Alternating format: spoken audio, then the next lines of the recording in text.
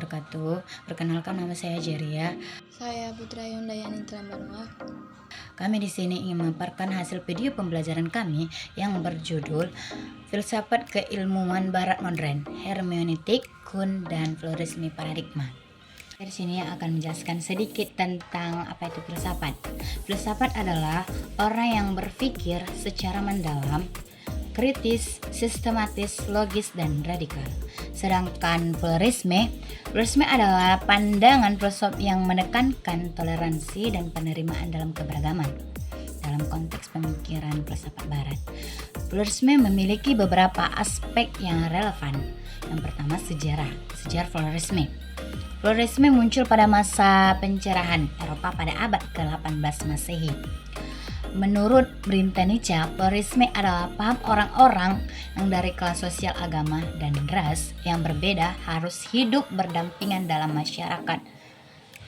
Menurut Ernest, seorang teolog Kristen liberal, berpendapat bahwa semua agama mengandung elemen kebenaran dan tidak ada satu agama pun yang memiliki kebenaran mutlak. Oleh karena itu, konsep ketuhanan di muka bumi ini beragam dan tidak hanya satu. Saya akan menjelaskan tentang poin berikutnya, yaitu penjelajahan perubahan paradigma dalam konteks pemikiran filsafat barat modern. Yang mana poinnya pentingnya yaitu pemikiran tradisional, paradigma lama. Katakan dengan tradisional itu merupakan dari zaman dulu, yang udah lama, yang sudah klasik. Paradigma tradisional dalam filsafat barat sandarkan pada keyakinan religius. Poin kedua itu munculnya konsep baru, paradigma baru. Kalau tradisional itu zamannya dulu, sedangkan ini konsep baru itu paradigma baru yang datang dari zamannya sekarang. Abad ke-15 dan 16 menjadi periode penting dalam perubahan paradigma. Ini adalah masa di mana manusia mulai menghargai kemampuan berpikir, kreativitas, dan penemuan. 3. Dampak perubahan paradigma.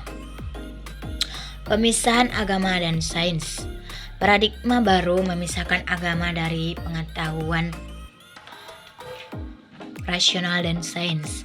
Sains berkembang pesat terpisah dari nilai-nilai spiritual. Humanisme berpendapat bahwasanya paradigma ini menghargai manusia sebagai makhluk berpikir, kreatif, dan mampu mengatur dirinya sendiri. Kebenaran diukur berdasarkan pemikiran manusia, bukan hanya otoritas saja. Dengan memahami perubahan paradigma ini, kita dapat lebih memahami, lebih mendalami tentang evolusi pemikiran manusia dan dampaknya pada berbagai aspek kehidupan selanjutnya.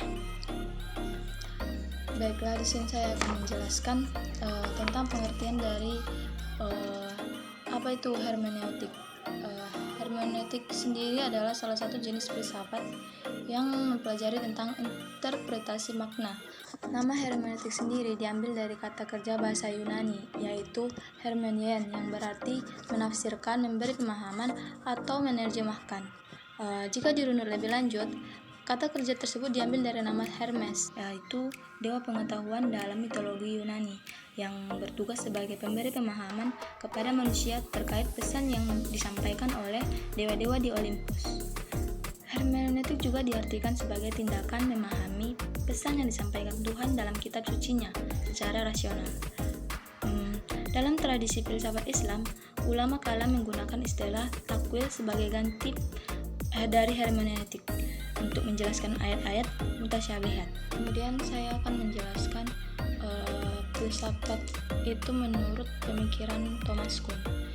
Thomas Kuhn berpemikiran bahwa tentang proses lahirnya ilmu pengetahuan dapat dikontekstualisasikan dalam pemikiran dan dinamika keilmuan Islam, terutama dalam membuka mindset keilmuan Muslim, bahwa sesungguhnya dalam dinamika keilmuan itu tidak ada kebenaran keilmuan yang sifatnya mutlak.